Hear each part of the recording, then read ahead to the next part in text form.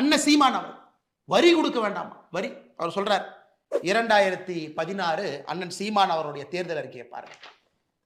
கல்விக் கொள்கையை பத்தி சீமான் பேசுறாங்க. மொழிக் கொள்கை எப்படி இருக்கணுமா? சீமான் அவர்கள் சொல்றாரு, பயிற்று மொழியாக தமிழ் இருக்கணுமா, கட்டாய பாடமொழியாக ஆங்கிலம் இருக்கணுமா, விருப்ப மொழியாக ஹிந்தி உட்பட உலகத்தில் உள்ள எல்லா மொழிகள் இருக்கணுமா?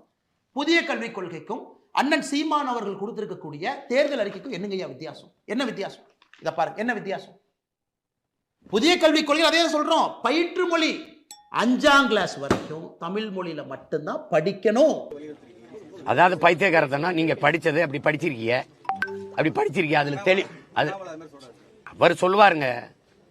அவர் நல்லா படிக்கணும். ஐபிஎஸ் படிச்சு பார்த்ததுல அதுல எழுதியிருக்கு கொள்கை மொழி தமிழ்னு எழுதியிருக்கு. தலைப்பை படிக்கணும். இப்ப நான் சொன்னதான் எழுதியிருக்கேன். கொள்கை மொழி தமிழ், பயன்பாட்டு மொழி ஆங்கிலம், கட்டாய பாடமொழின்னு போட்டிருக்கேன். அதை கட்டாயமா படிக்க வைப்போம்.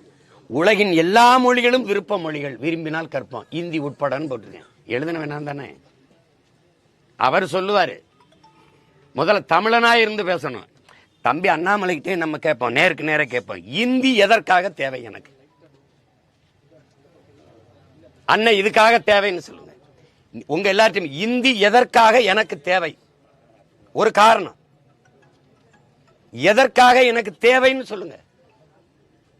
தேச ஒற்றுமைக்கா? இந்திய படிச்சாதான் தேசம் ஒற்றுமையா இருக்கும்னா, என் மொழியை கொன்னுட்டு எங்க அம்மாவை கொன்னுட்டு உங்க அம்மா அம்மான்னு சொல்றதான் தேசப்பற்றுனா? இது மாதிரி ஒரு தேச துரோகம் உலகத்தில் இருக்கா? அப்படி என்ன எனக்கு தேச வேண்டி கிடக்கு சொல்லுங்க. இந்த நாடு நாடாவதற்கு முன்பே நிலைத்து வாழக்கூடிய மகன் நான். அது அண்ணாமலைக்கு தெரிஞ்சிருக்கணும். ஒரு தமிழனா இருந்தா உணர்ந்திருக்கணும் நீன வரலாறு. இந்த நாடு நாடாவதற்கு முன்பே பூர்வீகுடி மக்கள் நாங்கள். இந்த நிலப்பரப்பு முழுதும் பரவி வாழ்ந்தவர்கள், தமிழை தாய்மொழியாக கொண்ட நாகர்கள். நான் சொல்லல, அரசியல் ஆசான் அண்ணல் அம்பேத்கர். தெற்காசிய முழுமைக்கும் பரவி வாழ்ந்தவர்கள் தமிழர்கள். ஹார்வர்ட் பல்கலைக்கழக பேராசிரியர்கள் ரிச்சர்ட் மார்டினும் டோனி ஜோசப்பும். நம்ம சொன்னா கூட பரவாயில்ல, பெரிய பெரிய மேதைகள் சொல்றாங்க. என் மொழியை நீ அப்படி சாதாரணமா இந்தி எதற்கு கத்துக்கணும்? இதுக்காக கத்துக்கணும்.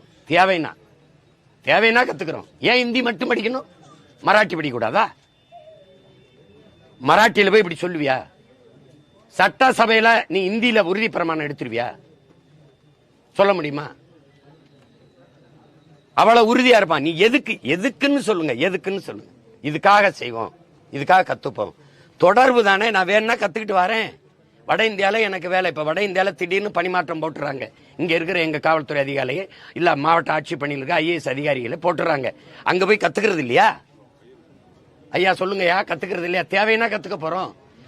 உணவு, மொழி, உடை, இதையெல்லாம் அங்கங்க வாழ்கிற கால சூழல் அதுதான் தீர்மானிக்குமே ஒழிய கட்டாயமா இதை கத்துக்கன்னு சொல்றதுக்கான காரணம் என்ன?